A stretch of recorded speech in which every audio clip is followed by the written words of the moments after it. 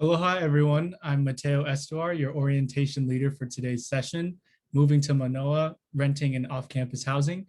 Before we get started, I'll be covering some housekeeping items for today's webinar. First, you should be able to hear me clearly. If you cannot, please note that in the chat box so that we may troubleshoot with you. Simple fixes include connecting your audio on the Zoom window, turning up your computer volume, or using external headphones. Second, please use the Q&A function if you have questions for the presenters or about what was shared. For most sessions, all questions will be saved for the end of the presentation. Finally, after the session, we will be uploading the recording of this webinar to the Visit Days platform in the videos section. All recordings will have closed captioning. Now, I would like to welcome and introduce today's presenters, Ms. Leslie Mitchell and Ms. Sabrina Fallejo Uganiza. I'll turn the presentation over to Leslie and Sabrina. Thank you, Mateo. I think Sabrina's going to start, but we'll just do a brief introduction. So my name is Leslie Mitchell, and I'm the director of the Office of Student Conduct, but also working with Sabrina on new student orientation. Hi, everyone. I'm Sabrina Fallejo Uganiza. My real job is I'm the assistant to the vice provost for student success, but in this capacity, working with Leslie in coordinating new student orientation. So just to review, today's session or this afternoon session is Moving to Mānoa, Renting Off-Campus or Off-Campus Housing. So today's agenda, so we really wanted to build on the presentation that was this morning with the Transfer Coordination Center. So some of the information might look like duplicates, but we really wanted to dive deeper into some of the specifics. So this session, we're gonna have discussion about what does housing look like in Hawaii, things to consider. We'll go over leases and contracts, local resources, and living with others. So before we begin, I want to let everybody know that Sabrina and I are not experts in this area, nor do we ever profess to be. However, we both have experience searching for housing on the island and have lived here long enough to learn a little bit about the considerations necessary to successfully arrange a rental property. Please keep in mind that the University of Hawaii does not take responsibility for any leasing agreements entered into by and between students or between students and any third parties. UH does not endorse or sponsor any of the agencies, services, advertisements, properties, or landlords included in these websites and is not promoting any of these vendors. The information is provided only as an aid in your housing quest.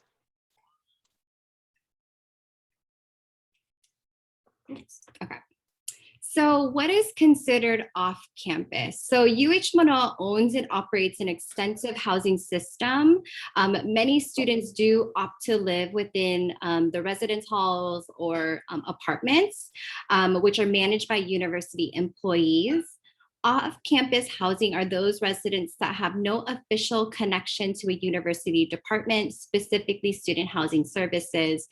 So some students who live on campus, they say like, oh, I live in Kalo Terrace, or, oh, I live in Hale Mahana or Hale Mānoa. So those are all close within proximity of campus. However, they are not officially tied to the university. We do have connections with Kalo Terrace and Hale Mahana. I believe UH Mānoa students and I believe HPU and Chaminade, they do give a waiver of an application fee, but that's pretty much the only extent or connection that we have. So just to keep in mind, if the housing payments or arrangements are not done through the university's student housing services, you can pretty much consider them to be off campus.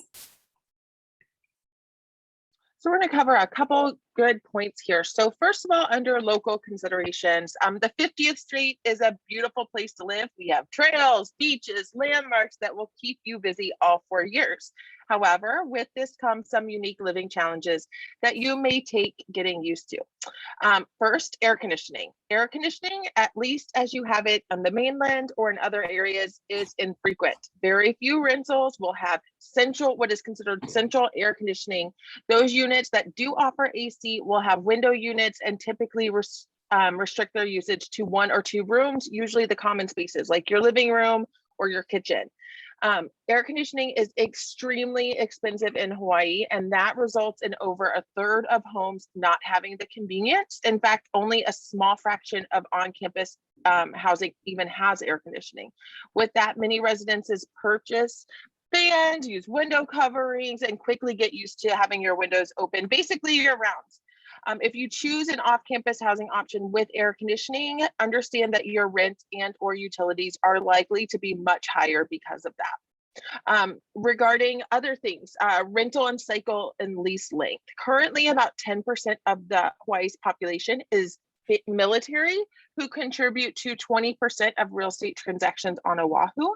Additionally, there's over 60,000 college students in the state. All of this contributes to a unique real estate cycle, as these two populations tend to look for housing in the summer, specifically July and August, creating a competitive season. Students may consider looking earlier in the summer, signing leases earlier, and perhaps committing to a year-long lease to secure their spaces. Remember, the typical lease is for 12 or more months. Requesting a shorter lease, perhaps 9 to 10 months to account for the academic calendar, may cost more, have restrictions, or perhaps would be wholly unavailable. Second or third, traffic is no doubt one of the most important priorities of selecting a unit. We are going to talk about this at length in a few slides, but we cannot understate for you enough how important it is to consider traffic and transportation in your rental selection. Lastly, bugs. This is a personal item to me. I've had to overcome this moving here several years ago. There are bugs in Hawaii. I'm talking bugs, roaches, centipedes, millipedes. They are here and they are part of our life. Having them in your residence does not necessarily mean anything other than you need to have it sprayed. It doesn't mean it's dirty. It doesn't mean that there's, dysfunction or something like that. You literally just have to have it sprayed. Most homeowners and units will have their places sprayed as much as monthly, but typically each quarter. Inquire about this with the homeowner or listing agent to find out the details. In the least, be prepared to spray your unit yourself regularly and keep up with all your little visitors. Lastly, with bugs come lizards or mo'o. These are your friends. They will eat all the bugs. At the least, be friendly to them, as they have an important history in Hawaiian culture and should be treated respectfully. All right, so this second point about single family, townhomes, condos, and student-like housing. All of these are available on the island, but with them come different things. So for example, single family. These residents are similar to what you may see on the continent. They are houses that have independent walls with no adjoining neighbors and are usually more spacious, but not always in Hawaii. Houses can vary from under 500 square feet to mansions. However, being that the average house price on Oahu as of March was 920,000 American dollars, I'm not sure we're talking too much about purchasing or even renting one. Many of them are in farther locations from campus and are typically not favored by students. Regardless, the considerations for a single family house is that they typically will have separate utilities, so students renting them will need to be prepared to both start those services, sign agreements with those companies, and then plan for monthly or regular payments. Utilities can be unpredictable and expensive in Hawaii, so students are encouraged to budget carefully and monitor their bills and usage regularly. Typically, a single family house will have its own parking, like a garage or carport. This option is best for students who have a car, require a car, or otherwise want the option of having a designated space to park a vehicle. Typically, there are no rules involving move in or move out or any other times, as long as it isn't a major disruption to the neighborhood.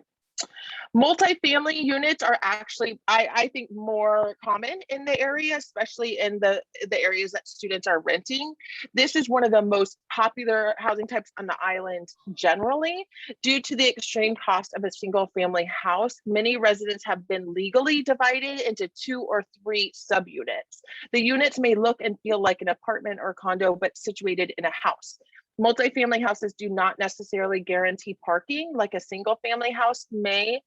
Typically, it's only available if the main property owner has designated a space for your unit. They may also offer it as an additional cost to your rent, and you'll just need to inquire with them individually.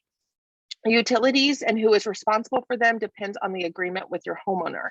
In some instances, the unit may be individually metered, and thus you would be required to establish an account similar to a single family rental. However, frequently renters would be on one bill other than with other units, and then it would be divided each month, or you might have a prorated amount, like every month you just pay $200 and that covers all utilities. It just depends on the lease that you're signing. When you're looking at a multifamily, it may be important versus the other housing types to pay close attention to the safety features of the unit. Are there smoke detectors, egress points? Do you feel comfortable with the condition of the unit, your privacy, and your security? Townhouses are a step further towards a condo building. These residents are a sort of middle ground. In a way, townhouses share one or more walls with another residence and typically are in a community of anywhere from 10 to 50 to 60 or 70 residences. This means that some components like utilities and common spaces may have rules or restrictions that you aren't aware of. When looking at a townhouse, you'll want to ask specifically about any common areas and or restrictions. Is there a pool? Do I need to mow the lawn? Are there noise policies or restrictions on cars? Townhouses, like single family homes, will typically come with at least one parking space, sometimes more, that will be assigned to you with your rental agreement. Typically, there are no major rules involving move in or move out, as long as you're not disrupting the rest of the neighborhood. And finally, condos. Condos are apartment style dwellings in low or high rise complexes. Condos are typically accessed through one or more central common areas by stairs or elevators. Large concentrations of condo buildings can be found in Makiki and Waikiki. The maintenance of the space and common areas are typically included in your rental payment. All condos typically have what's called a homeowners association fee. It's a monthly payment that the homeowner would pay, but typically that's wrapped into rental payment. So you're not having to pay that on top of your rent. Students will rely, parking is far more restricted in the condo building, and you may rent but not have a secured space. Many apartment buildings do not have enough spaces for all the apartments. Additionally, if provided, parking may be undesirable, perhaps a small space or uncovered, or maybe additional cost each month. For example, I live in a condo building and our parking is an additional $150 a month. So in order to arrange that, you have to wait for a space, but also it can be an extra cost that you're not planned for. Condos typically have shared utilities that are paid through a homeowners association. In Waikiki, it's common to have your electricity, water, trash, and internet or cable all included in the HOA. Thus, the landlord would be passing that cost down to you in the form of your rent. Condos are likely to have the most stringent rules regarding other housing options rather than other housing options. Condo boards have noise restrictions, move-in restrictions, common area access rules and restrictions, and access policies. For example, there may be a pool available, but it may require a rental, access restrictions, or perhaps even just gathering size. Although you are not the property owner, in order to keep your rental, it's important to follow those rules, even if the homeowner gets, so if the homeowner gets in trouble for you violating the rules, you're probably going to get kicked out. So make sure you're aware of those. As Sabrina mentioned before, there are off-campus student-like housing areas like Hale Mahana and Hawaii Student Suites. These are the properties that students most commonly mistake for on-campus housing. Both Hale Mahana and Hawaii Student Suites are not campus housing and are not affiliated with the university. These types of property, however, kind of feel like on-campus housing. You'll potentially have an assigned roommate. There are common spaces where you may socialize. There's typically student-friendly food nearby, and other residents are likely to be close in age to you. However, please note that the same considerations above would apply to this housing arrangement. You'll want to clearly understand what utilities are provided versus what you'll have to pay for, how your contract is managed, how to address issues and concerns, and finally, what rules or restrictions are in place for housing. The third point, safety and security. For any student living off campus at any location, safety and security should be your primary concern. Prior to visiting a space, it is recommended that you use all internet sleuthing at your hands to thoroughly review the area. Then, when you arrange a visit, drive by the place both in daytime and at night. What does the neighborhood look like? Who do you see walking around? Are there people walking around? All of those things you need to think about when you're looking. Verify the rental listing through more than one website if available. Typically, it will be listed on Facebook Marketplace, it'll be on Craigslist, it'll be on Zillow. If there's more than one, it helps to kind of verify that this is the correct listing. Same, is there a verifiable rental agency attached to the listing? When visiting, make sure to bring another person with you and notify a third of the appointment and location. Finally, before exchanging any funds, you should have vetted the listing, the landlord, and have signed a contract. Don't let the pressure to secure housing be something that forces you into a decision that you're not comfortable with. Lastly, being a good neighbor. The University of Hawaii and the City and County of Honolulu are partners on this island. The goal is to make Oahu a more enjoyable place to live for everyone.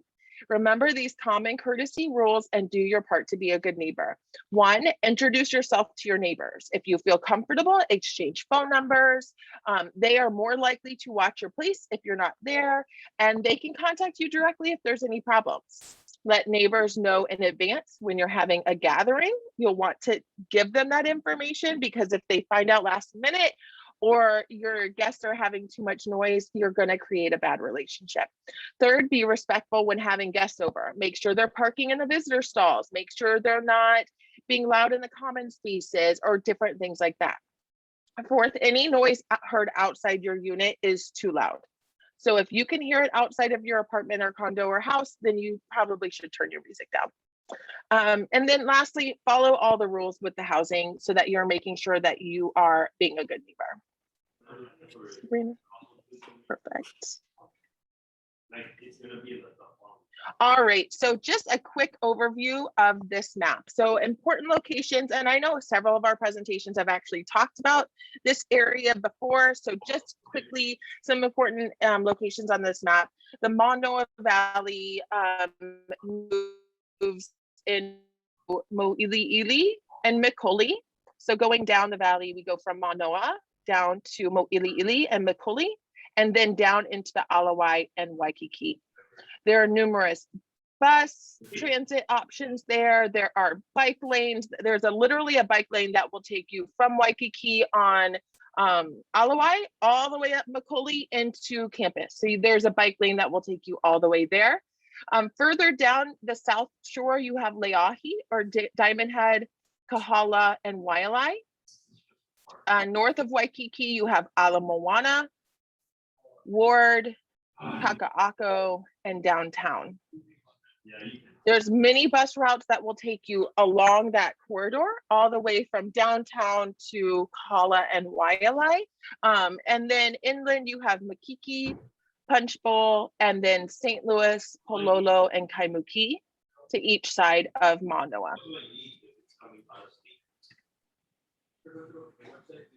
All right, so a little bit more housing considerations you'll need to make regarding the actual unit yourself. So pricing and budgeting. To begin, there are what are your cost limitations? How much can you spend? You'll need to consider your full budget, including your utilities for each month.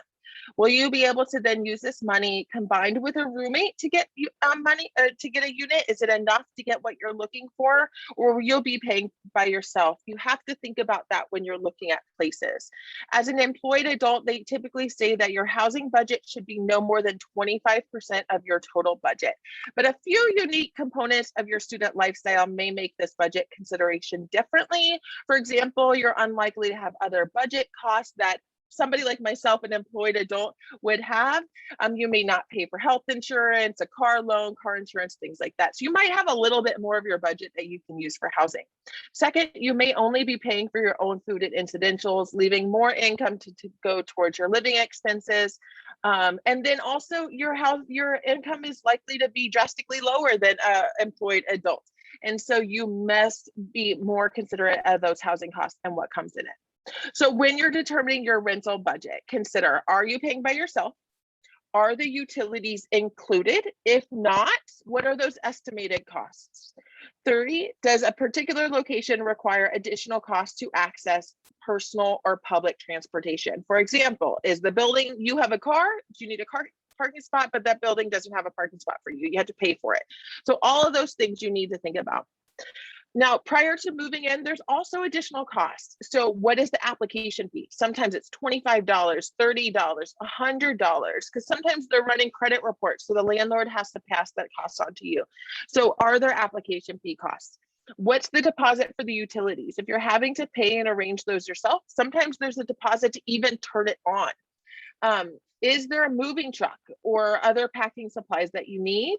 And then are you having to purchase furniture or even get cleaning supplies? I mean, a Target trip to me is $100 out of the thing with cleaning supplies, right? So, and other things, let's be honest. But you have to be understanding that all of those things are budgeting into it. Now, other considerations, transportation. As we said earlier, traffic is no doubt one of the most important priorities of selecting a unit. In the height of school hours, traffic to and from Mānoa can increase and cause delays of 15 to 45 minutes, depending on where you're transiting to and from. For perspective, Mānoa is situated in a highly prized valley and surrounded by several other institutions with limited access points. So we have a couple here. Mid-Pacific uses the same access roads as Upper Campus, so getting to and from buildings in this area will be difficult from 7:30 to 9 in the morning and then 2:30 to 4 in the afternoon. Mid-Pacific is a private K through 12 school. Punahou, another private, I think K through 12 school, is down further. It's on Wilder Avenue. But as you exit campus and move towards the highway, backups can quickly happen along Metcalf, Wilder, and Dole during those same drop-off and pickup times. So if the highway is your main transportation to campus because you're coming from maybe Eva or Kapolei, then that's going to add stuff because you're taking off time to get off the highway that everybody else is using to get to these same institutions. Lastly, Lab School is a public, kind of affiliated K through 12 school. It's located by the College of Education at West Hall. It's on the Eva side of the university. Similar to Midpac, Lab School participants are attempting to access building that use the same roads and driveways as the university. So if you're coming from campus, you have to be aware of those different transit times and adding those into your expectations. So consider how you may use public transit or university shuttle to access your housing. The university shuttles, when in service, can go many areas of campus that might be close to your off-campus arrangement. The bus is a public transit option that you have access to as a student. After picking up your bus sticker for the ID card, review the transit lines and see which you may use to access campus easily. If you must, personal transportation to and from campus should be planned strategically. For example, consider traffic patterns that I just discussed. Come early in the morning and stay all day. Bring your meals with you so that you can hang out on the different areas of campus. You don't have to come to and from campus all the time. Parking is limited. If you come later in the day, the parking structure will likely be full. After, I'm guessing 10, 11 o'clock in the morning, you're looking at a full parking structure. So there won't be any place for you to park. So be aware of that. Now, there are local organizations that offer parking on a monthly or semesterly basis. Check out the streets around campus and look for signs advertising these options. Proximity to other needs. These needs are what you actually need as a person. They are foods, goods, services. Is there a grocery store, one that you like and easily get to? You might have a market, but those might not have things that you want to buy or need to buy, or even they might be marked up at higher prices. For example, in Waikiki, main Waikiki, there's no major food chain grocery stores. They're all small markets that have higher prices than what you would find at a Safeway or Foodland that's off Waikiki. Do you need a park? Is that near you? Physical activity is a priority for many of this. Is there a safe running loop, a gym, or other fitness opportunity with close proximity? All of those things may seem secondary to you, but going without them or not being close to them may impact you more than you anticipate. For those of you that anticipate needing to be on campus early in the morning or later into the evening, you need to really consider your housing carefully. As with most urban areas, walking to and from campus at night alone is not really advisable. Therefore, what will your transit plans be for those times? Okay, so other wants. These are the fun things. You're attending a university in Hawaii. Do you want to be by the beach? Do you want to be able to walk to the beach? What about a hike? For some of us, a short Uber or moped ride is sufficient, but others really truly want to walk to the beach every day. This is going to limit but refine your search area to accommodate these options. Finally, safety and security. As I previously mentioned, when searching for a housing option, the safety and security of your person and belongings should be your major priority. If you are not comfortable there on your visit, do not live there. Look for security devices in the unit. Are there window latches, deadbolts, door viewers? Is there a peephole on your external door? Is there a lock, a latch, or security bar on the sliding doors? Consider fire safety. Does the unit have sprinklers or smoke alarms? Is there a fire escape or easy egress? Do you see fire extinguishers in the common space or in the unit? All of these things you need to be on the look for when you're doing this tour, because you won't be able to, sometimes you don't go back and look again. So you want to look at all of this stuff when you're going the first time so that you don't miss it and you're able to confidently sign a lease because you already know those things are there. Okay, my last slide. I promise you won't have to hear me talk as much. Sabrina gets to take over in a minute. Okay, so these are all things that is common information at the city and county of Oahu or Honolulu and state of Hawaii. So I did some research for you guys so that you would know the basics of this. But again, we are not experts. So we ask that you do your own due diligence as well to make sure that you feel comfortable with your agreements that you're going to be entering into and that you're making decisions critically. So first and foremost, get a written agreement. This is likely to be the strongest type of agreement and leaves less rooms for issues potentially. So a verbal agreement, not ideal. Written agreement, more ideal. Okay, so there's traditionally two types of leases, traditional or conventional, and individual by the bed leases. So a traditional lease is for the entire apartment where everyone is signing is over the age of 18. You would be responsible for finding your own roommates. If one roommate leaves, you're responsible for finding the replacement or covering the cost. Considerations for a sublet or sublease are possible, provided that in our state, the landlord or property manager has to agree to that. So you can't just sublet or sublease because you want to. You have to get permission from the landlord or property manager. Now, an individual or by the bed lease is where each roommate signs their own lease. Roommate matching may be available, and if someone leaves, the management company will place a new roommate and the others are not responsible for the cost. So I believe options like Hale Mahana work similar to this. Again, do your own research on that. Check your contract when you sign it. Now, the Hawaii has a state resource called the Landlord Tenant Code. Read it. If you're going to rent off campus, I encourage you to read it thoroughly. It's very informative, and it actually helped me in a previous rental situation. Many of the components I'm covering come directly from this code. So key components of a lease will include things like amount of rent, when it is due, and how to pay it. If the rent is not specified in your lease, then you need to have it. That's one of those key pieces that you want to make sure is outlined in there, because you don't want to not include it and then later, 6 months down the road, a year down the road, oh, it changes. No, you have it in your lease. You can stick with that. Dates of the rental term. When do you move in? When are you expected to move out? If you're expected to move out, or if there's an option to extend the lease, looking for all of those things. The restrictions on the occupancy. Are you allowed to sublet? What is the maximum occupancy? Many landlords and property managers have to maintain fire policy. So they can't have more people in that unit than what is approved by the fire code. So that's why that piece is really, really critical of that. Now, another piece will be inventory of the current state of the unit. You should be allowed to make edits to this. Make sure you do so within the required period. So they're going to go through, the landlord or agency is going to go through, they're going to mark all the walls, they're going to see if anything's wrong. They're going to say, hey, the dishwasher isn't working, but I'm going to fix that for you. And they're going to put that all in the inventory. And then they typically say, here you go, here's your copy. You can make edits for 3 days or something similar. Make edits, make it a priority. If there's something else wrong, do that. And it doesn't help, or it doesn't hurt to over document. You want to make sure, oh, shoot, that's just a little hole. It is a hole. Put it on the inventory, okay?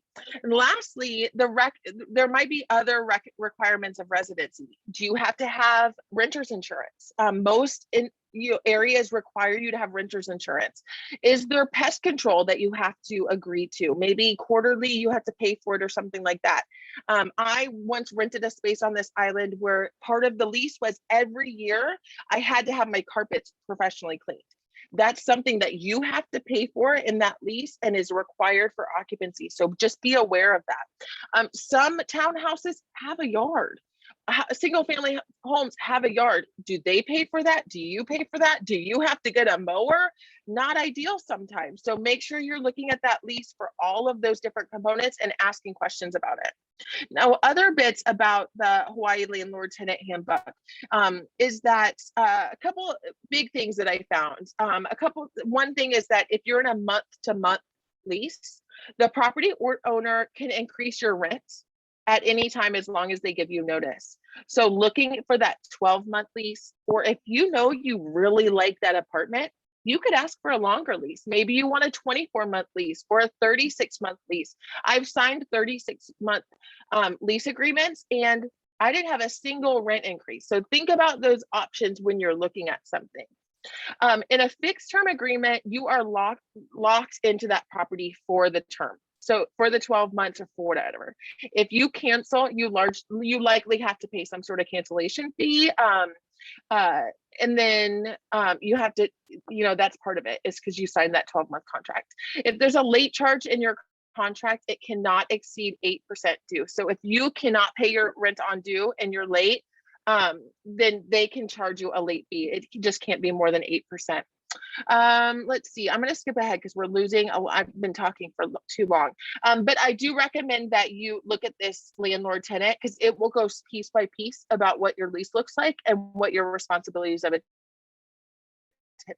tenant are. Personal responsibility of leasing and deposits. Note that the university cannot represent you if there's an issue with your deposit or your lease. Students are encouraged to work with their family to vet the lease and contract terms. Our general counsel, or there's no office on campus that will represent you or give you formal advice about any of these things. Other considerations: what do you do over break periods? Your lease is still there. Are you going to move there? Are you going to, leave your place for a month? What are you going to do over break periods? What happens if your roommate moves out? What are you going to do then? Do you pay for their costs? Do you find a new roommate? And don't be in a hurry to sign. If they're going to say, oh, there's 10 people looking at this apartment, you have to sign now. You don't have to sign now. If you do not feel good about it, don't sign a lease. There will be other places for you. Lastly, consider a model apartment versus a regular apartment. Some of these large apartment complexes will show you a model apartment that's beautiful and decorated and amazing. The regular apartment will not necessarily be that way. So make sure that you see the actual apartment that you will be leasing before you move in, and get that opportunity to do that. Oh, lastly, the one big tip: before you move in and you unpack everything, take a video of your apartment. Take a video of everything before you unpack anything, because it will really help you in the long term. Okay, Sabrina, passing on to you. Thank you so much. I'm going to take a big breath for you. Okay, so with all of that, before you start looking for specific places, we really want you to take the time to think about what are your wants and needs. So as Leslie was mentioning, what are your overall needs or wants? So do you want to be close to campus? Is it close to a bus stop or the UH shuttle route? Do you want your own room with studying or virtual space for classes, knowing that some of you folks will be strictly online, finding a place that has set up or has a setup for a desk so you can attend. And as Leslie mentioned, bundled utilities. Does this come with Wi-Fi, especially if you're going to be working a lot from your room or your off-campus place? Is Wi-Fi or even a connected Ethernet cord an option for you? And then especially looking at parking, and then is it walkable both to campus and to like the grocery store and all of that stuff? So finding a place to live. So we focused on these 3 areas, but I do want to say that we're not experts in this area, nor do we profess to be. However, we've both lived, experienced looking for places to live on island, and have learned a lot of the considerations necessary to making like a successful arrangement at a rental place. So note that we don't give preference to any of these rental areas, agencies, or companies. These are all presented in a neutral format. We're not getting paid to talk about them and all of that stuff. So a lot of our students do use Facebook Marketplace, Zillow, Craigslist, and there's also kind of like this off-campus checklist. So for instance, this is a Facebook Marketplace of, I think Leslie did this probably like a week ago. So these are just kind of like the specific areas where it's kind of like, it's pretty popular. So they, of course, and I think it might be too small. So they range in price, right? So there's a 2-bed with like about $1,500. There's a 1-bed for $1,200, all within these areas. So this is an example of a residence in Waikiki. So in terms of the actual listing, this is a great example of like what to look for. So on the side, it talks about the bedroom and the layout, the total square feet, that AC is included. And then typically here, you'll see if there's like a laundry facility. So I believe in this one that it's in the actual building and not necessarily in your unit. So you may have to get your quarters stacked up every week and a half. So just be mindful of that. This unit comes with a pool, an elevator, and it does cover water, sewer, and trash. It does not include electricity or internet and cable, so those will be the responsibility of you to turn on the electricity and then also calling in whether it's Hawaiian Telecom or Spectrum to do your internet and cable. So those would be 2 additional costs. And it does, like, I guess, an added plus. And just a quick piece, if I can add it. Yes, Leslie? So sorry, I thought you were paused. I'm so sorry. I'm glitching a little bit. I was just going to add that, you know, some of these areas too on island, they're only serviced by either Spectrum or Hawaiian Telecom. So just note that some of them you will literally not have an option on your provider. And so you need to factor those costs into your rental budget because you won't have a choice. You either have it or you don't have it. Yeah.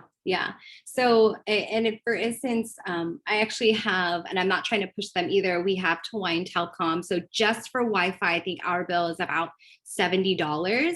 So just know that's on top of your regular utilities. So this is it's entitled a cute 2-bedroom townhouse. So this is in Mo'ili'ili. It's at least 2-bed, 1-bath. So you have to be mindful that you would be sharing a bathroom in 510 square feet. So if you have a lot of stuff, maybe that may be too small, but if you're looking to Marie Kondo and hold on to the things that bring you joy, this might be good for you and a new friend. AC and laundry is available in this one. So you'll just want to follow up on specifics about what's included, what's not included. So this is on Zillow. So Zillow is another form of, I guess, ways that you can find. So we do want to know, and as Leslie mentioned, a lot of the departments, a lot of the units or rental properties I can find, they're probably multi-listed on all of them. So just be cognizant of that. But this is what it looks like if you're looking on Zillow. And of course, this is probably I think one of the originals of trying to find a place is also on Craigslist. So I do want to say, because we have had students who've come to us who are, saying that they've had their deposits taken from them. So we really, really emphasize on being wary of scams and owners who are asking for deposits prior to you even seeing the place or before you move in. We're not able to assist in that. We're not able to, as Leslie mentioned, represent you. And unfortunately, that's going to be at your own discretion. It actually happened to me, but we won't go into that. But definitely ask to see a contract before you're fully committing to it. Okay, so this is probably our second to last slide, but we do want to emphasize living with others. If you're like me, I probably wasn't the easiest roommate. I'm very particular. So thinking about roommates, how many roommates are you looking to have? Is it 1 or 2 people or 3 that you feel comfortable living with? Will you be living with friends, or will you be living with family? Or are you going to be even using like a roommate matching service? Or if you are going to be living on another, like one where you get assigned a roommate, that's also something to be cognizant about. Living arrangements and expectations, create an agreement. There's nothing wrong with setting expectations from the very beginning, especially if it's your best friend that you went to high school with and know all their deepest, darkest secrets. This is just a great way to document what you need from a roommate. So you can talk about cleanliness, quiet time. If you know you get home from work or whatever, and between 7 and 9, you like to study and write your papers, note that. Let your roommate know that you need it to be a little bit quiet and no ragers at that time, but hopefully you're not having any parties. And talking about space. Is it like the shared community spaces? Who gets which room? Those types of things. Groceries. So when you buy if you buy milk, is it a shared milk? Is it a shared juice? Is it on like in your pantry? Like, do you get this drawer or like this? I don't even know what it's called. The little thing right there. Yeah, you know what I mean? So there you go, a shelf. How are you dividing up shelving? How are you dividing up cabinets? These are all, you would think little things, but they actually matter in the long run. What is your visitors policy? Like if your partner or if your roommate has a partner, are you comfortable with them constantly coming over? Or do you think maybe your roommate should probably just live with their partner? These are also things to be mindful about, and especially like respecting each other's boundaries and setting each other's boundaries. And we can also provide roommate agreements. So if you are thinking you need to do this, there's great examples online, and we can also provide you with resources as well. How will the space be divided? Who gets the larger bedroom if one is bigger? And who gets the parking? Like if it comes with one parking space, who gets the parking space? One of my roommates, when I lived with her, she had a car from the very beginning. I ended up getting a car near the end of our lease, and she did not want to give up the parking spot. So I always had to park off in the streets and had to constantly walk to the place that we lived. Even though I was willing to pay a little bit more to share in that cost. So just know, be mindful that your situation and your expectations may change, but I think it's best to communicate that to your roommates. How will the cost be assessed? So taking into account how the space is divided and the arrangements that you're agreeing to, and how can the rent be shared and be equitable for everyone living in the place? So if someone has the larger bedroom, they should probably pay more. If they get the parking spot, they should probably pay a little bit more, right? Making sure that it's fair and equitable for everyone, especially on your wallet, because you have to make sure you're budgeting correctly. And then last but not least, dealing with conflict, everyone's favorite thing.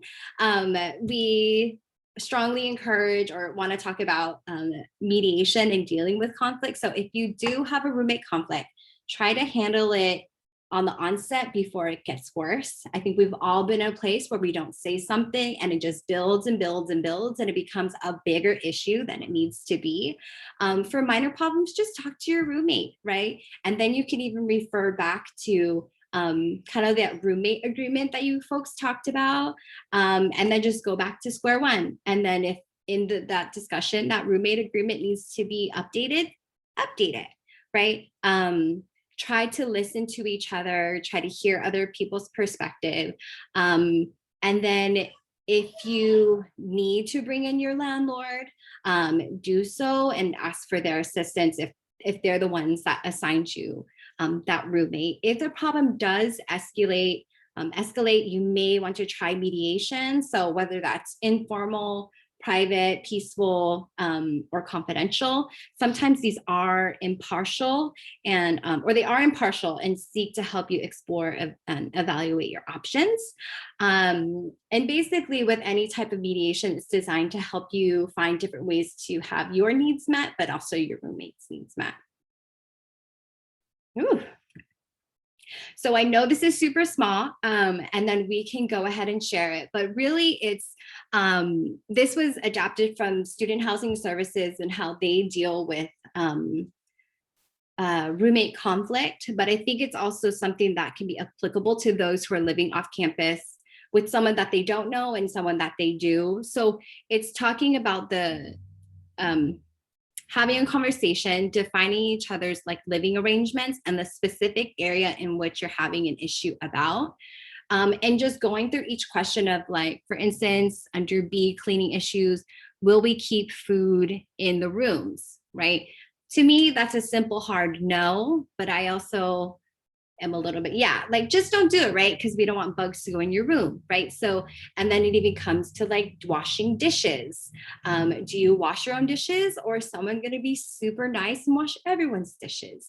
My student assistant, she lives in a house full of girls and she's like the clean freak and she's constantly cleaning up after everybody, wanting to make sure like their house is clean and like vacuuming and wiping down things. Great roommate, right?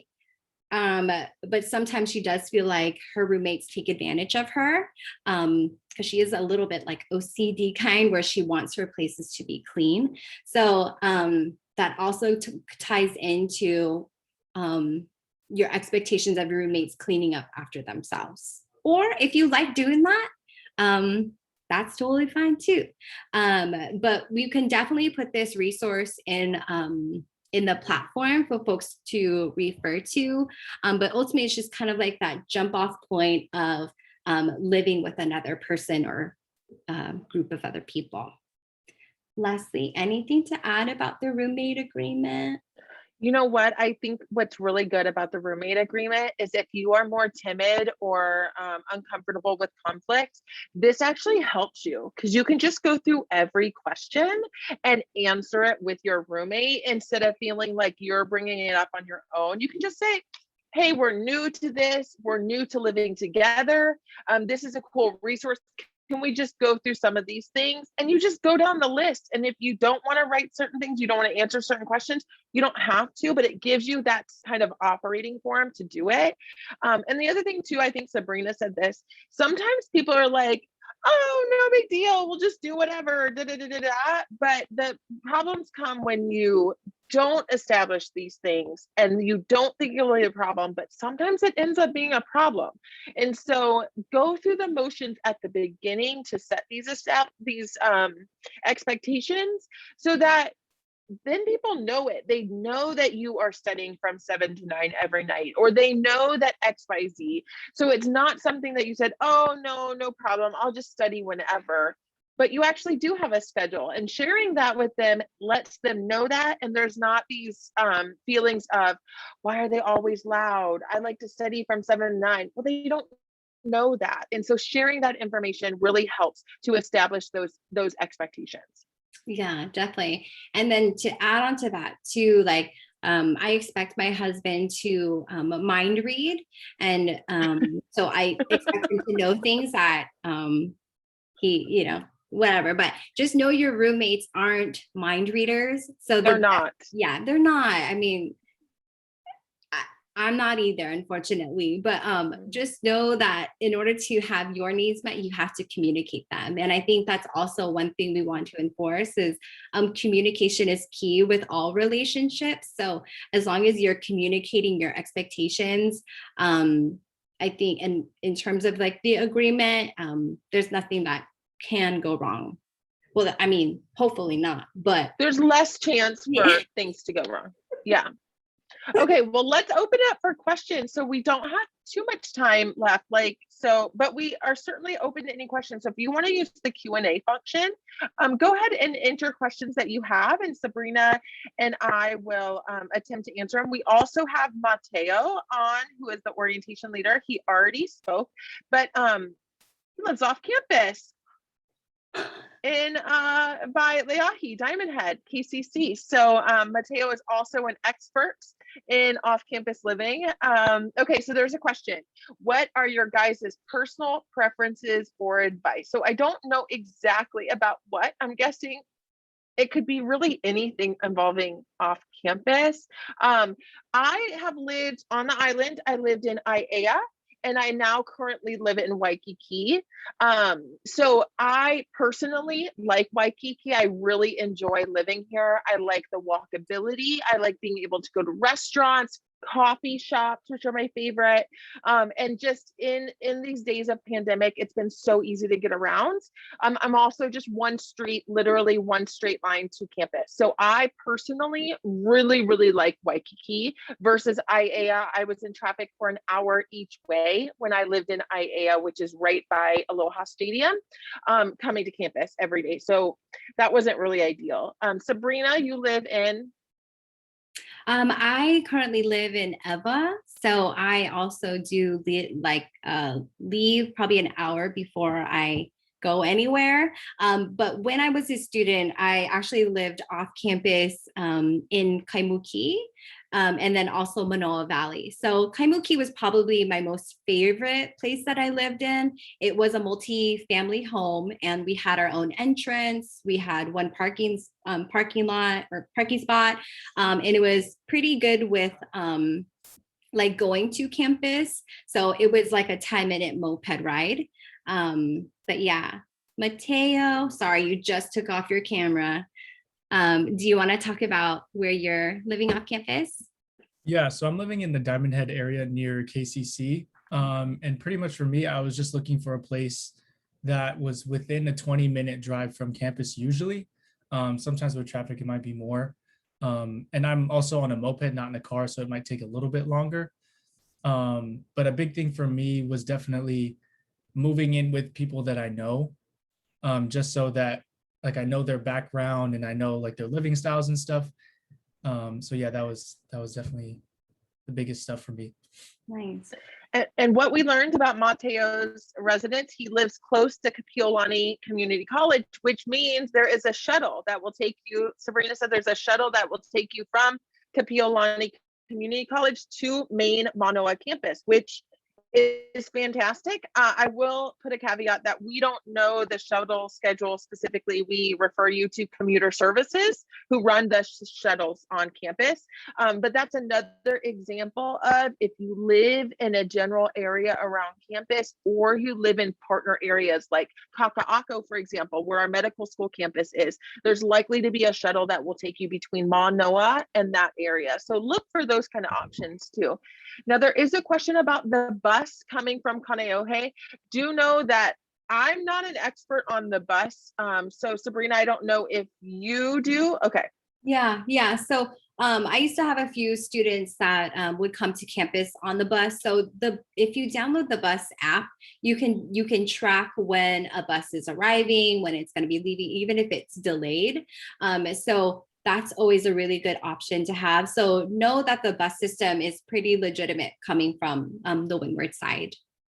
Download the app though, right? The app will tell you where the bus is, if they're running on time, where all the routes are. So definitely look at that. Yeah. Remember that your student, sorry, Sabrina. No.